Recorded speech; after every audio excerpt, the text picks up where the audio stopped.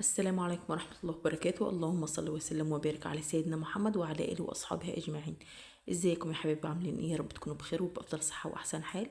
النهارده جايه لكم بيوم جديد وفيديو جديد، ويلا بينا نبدأ الفيديو بتاعنا. وقبل ما نبدأ الفيديو يا ريت تحطي لي اللايك والشير والاشتراك في القناة وتفعيل الجرس الأحمر اللي تحت الفيديو، وتدوسي على كلمة الكل عشان كل ما انزل فيديو تتفرجوا عليه. وزي ما انتم شايفين كده يا حبايبي، اول ما ركبنا الستاير قلت اصور لكم اللحظه اللي احنا بنركب فيها الستاير علشان تقولوا لي رايكم ايه وشكلها عامل ازاي، واللون ده ماشي مع الريسبشن ولا لا. زي ما انتم شايفين يا حبايبي، الراجل ركب ستاره ولسه ستاره هيظبطها ويمشي، وانا بقى هبدا اعمل روتين كده تنظيف سريع كده علشان شويه الاتربه اللي وقعت على الركنة واللي وقعت على السجاد. فأنا هشد الركنة، طبعا مش هصور لكم وانا بشد الركنة وبظبطها، انا همسح كده واوريكم وانا بمسح من تحتها وبكنس وبلم السجادة والحاجات دي.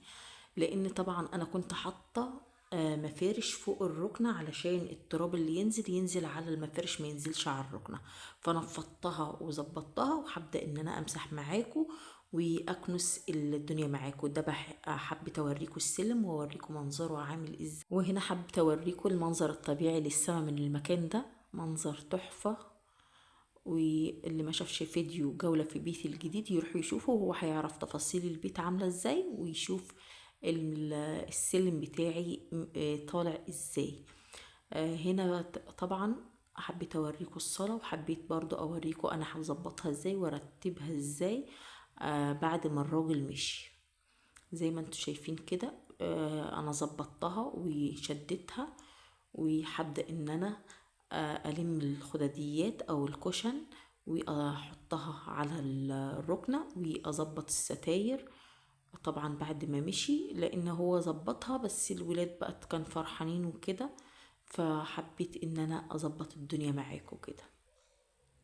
فزي ما انتوا شايفين كده هظبط كل حاجة والستاير طبعا، واروح جايبة بقى المقشة بتاعتي والشرشوبة وبدأ الشغل بتاعي المهمة بتاعتي. لان طبعا حتى لو انا مظبطة الستاير وشكلها، لو حد فتح الشباك رسمة الستاير بتختلف والتظبيط بتاعها بيختلف برضو، بيتكسر علشان طبعا الأولاد ما بيعرفوش يظبطوها بعد فتحة الشباك. فزي ما انتوا شايفين هما شباكين على كل ستارة، على كل شباك ستارة، فلما الشباك بيتفتح بيلخبط لي الدنيا. فزي ما انتوا شايفين رتبت معاكم هنا الكشن، وهبدأ برضو اللي انا ألم السجاد واظبط الدنيا. اللي ما شافش الفيديو الأخير اللي أنا جايبة فيه فيديو مشتريات للمطبخ الجديد يروح يشوفه، وإن شاء الله تستفادوا منه بالأسعار الجديدة اللي أنا وريتها لكم. وزي ما قلت لكم لما بتنزلوا في مكان عام بتجيب الأسعار بيكون هينة شوية عليكي وبيكون أسعار رخيصة.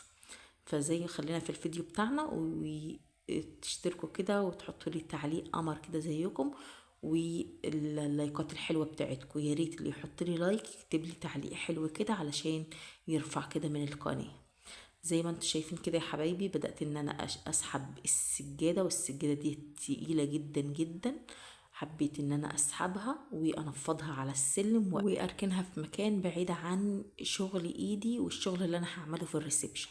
فزي ما انتم شايفين كده خدتها ولمتها ورحت نفضتها على السلم ونفضتها هنا برضو، وحاسبها تتهوى في الشمس شوية واركنها كده بعيدي علشان طبعا انفض واعمل الحاجات اللي انا هعملها، واجيب من تحت الركنة بقى واجيب كل حاجة.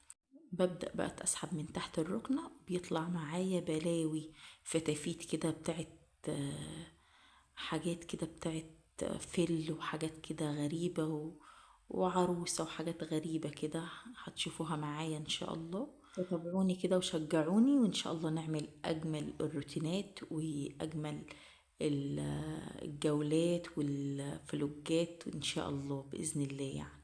فتابعوني وشجعوني كده، واعملوا لي لايكات عشان الفيديو يترفع ان شاء الله ونوصل لاعلى عدد من المشاهدات عشان القناة تتفعل بيكم باذن الله. فزي ما انتم شايفين كده يا حبايبي بدأت ان انا اعمل الجنب التاني من الركنة واكنس كده واطلع على بره، وهتشوفوا بقى السيراميك بيلمع. السيراميك دي الصراحة لما بيتكنس كده بس من غير ما بيتلمع بيكون هو ذات نفسه بيلمع. فزي ما انتوا شايفين اهو بيلمع. كنست كده ولميت الزبالة أعزكم الله، وبدأت ان انا اطلعها على السلم علشان طبعا المها من بره واجي من بقى من ورا الباب واكنس السلم، لان في بداية السلم شفتوا اكياس شيبسي وحاجات من دي.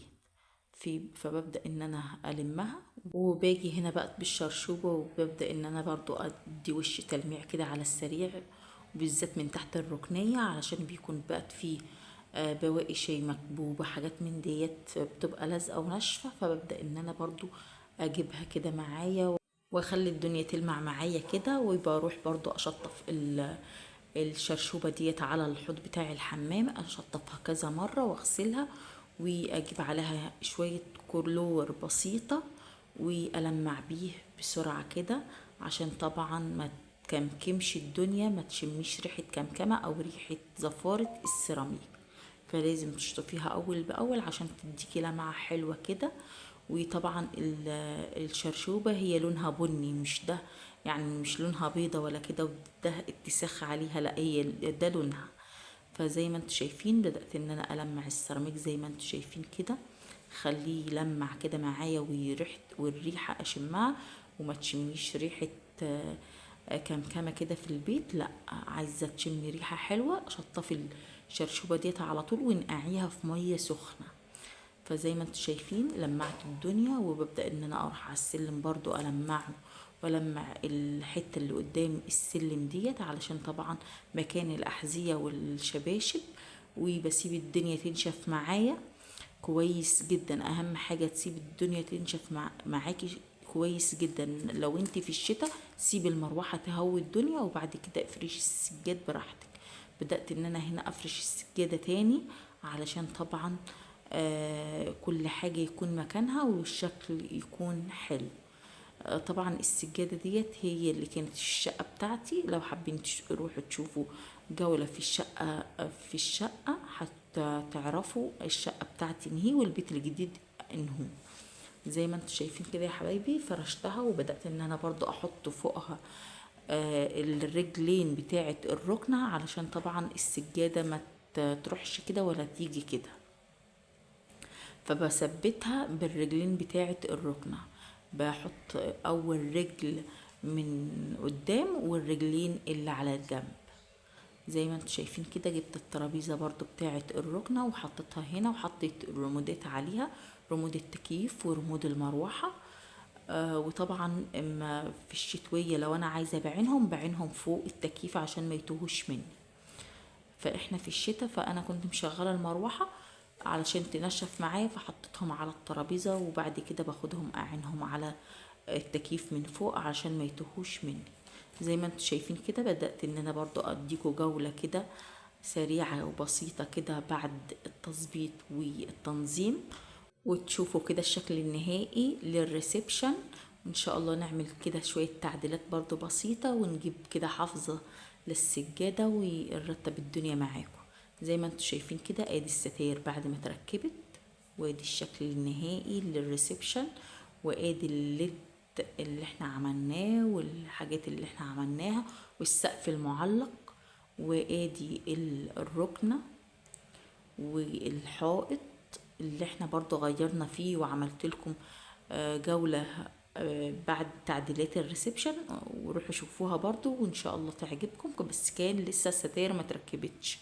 وادي الستارة التانية اللي على الطرقة والليدين اللي في الجنب. السبوتات في الجنب كده بتدي اضاءة حلوة. لو انا قافلة النور هقفل لكم برضو النور وتشوفوا الاضاءة عاملة ازاي. فزي ما انتم شايفين كده قولوا لي رأيكم ايه، وحطوا لي اللايك بتاعكم الحلو، وقولوا لي اغير ايه تاني. كان في ناس بتقول لي في التعليقات لما عملت جولة في الريسبشن حطي الشاشة مكان الاسبوتات اللي هي بتدي نور فوق ونور تحت، وما احطهاش في المكان ده اللي في السلك. احط هنا نظام نيش او نظام كونسول. بس انا ما مش في حين ان انا اجيب كونسول واجيب نيش. ان شاء الله قدام يبقى اجيب. في ناس بتقول لي احط النيش مكان المروحه، الشاشه مكان المروحه قصدي.